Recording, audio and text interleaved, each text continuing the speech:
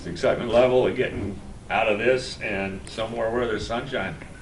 Really high. Yeah. I think we're all just really ready to get to season. January's grind is always intense any year that we have, and I think that we're like, okay, let's go, like let's play actual games, let's get out of the rain, let's get out of the mow and indoor facilities, and let's play in like the sun and the nice weather.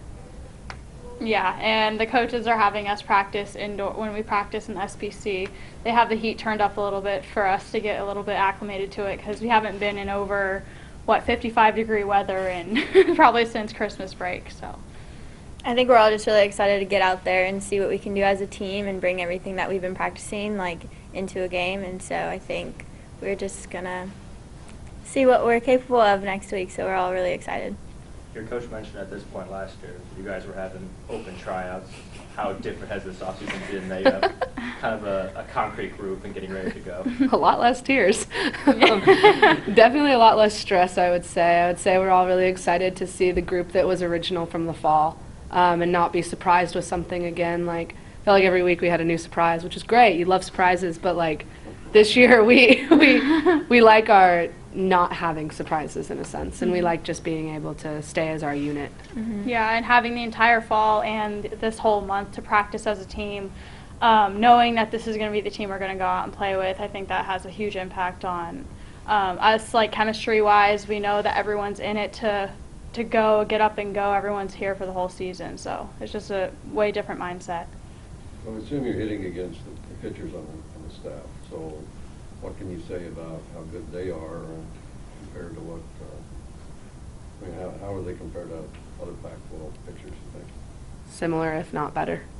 Honestly, I think they have their strengths and their weaknesses, as every pitcher does. I think that they bring a lot to the table, and there's so many different senses of speed and movement that you never really know what's going to come. And as a hitter, I know when we scrimmage, I'm like, I have to hit off Samaria today. Can't wait.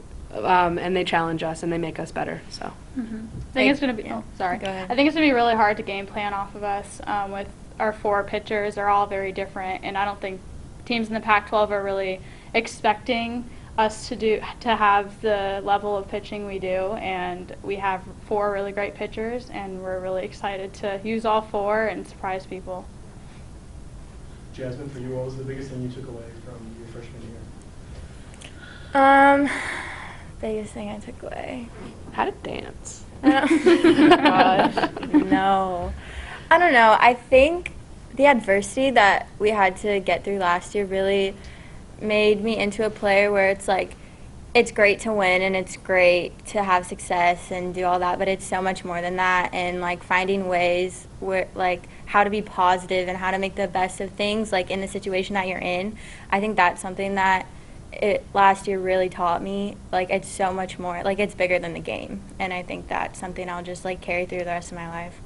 Trying to follow up on that, I was going to ask the question from last year. You guys went through, trial by fire, which is no fun, but there's lessons learned that way that aren't learned other ways. To the kids coming in now, the younger players, that means nothing to them. Do you try to instill upon them the discipline and the challenges that you went through there, or do you just kind of say, okay, this is a fun game again, let's play?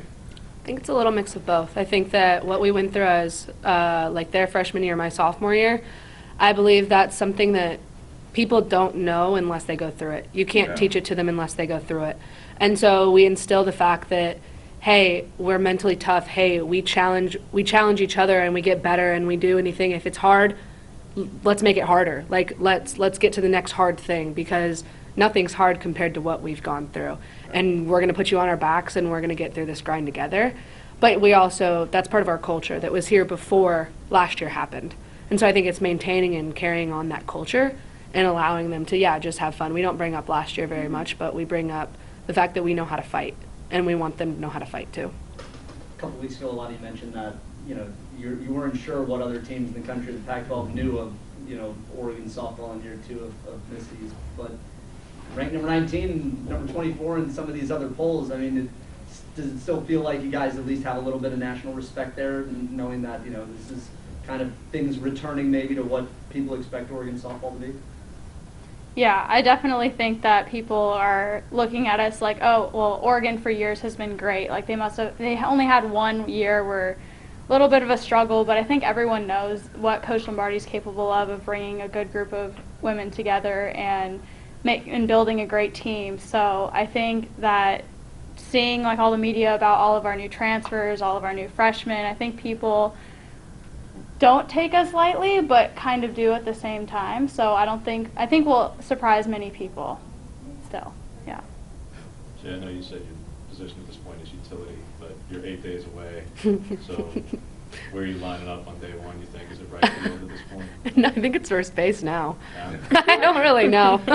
I've been practicing both in right field and first base quite a bit. I think every practice. Like today I started at first for the first half and then went to right field for the second half. So I really think it's going to vary. I think going into Mexico, when she shows me the lineup, I'm going to be like, great, let's do it. Coach talked about how she expects a lot more power from you as a whole, and just physically, when you're not going to be catching every day, I would imagine that your legs are behind you that much more, but you tell me, I mean, how much does that help that you're not going to be crouched for Amazing. 5 games? It's going to be amazing. I'm so glad Tara, Val, Annalisa all have my back. I had Annalisa last year, but that's again only, and April, but again, that's only 2 people, and we were so limited last year. So we didn't have that depth to be able to put them back there sometimes. And it is the most relieving and liberating thing to just be like, oh, you know what? Today I'm going to play first base. Tara, you got it. Tara, tomorrow you can play first base. I got catcher, or vice versa, or whatever. And I think that's really nice. And I think my legs, my hips, my arm, I think it's going to make me a better player.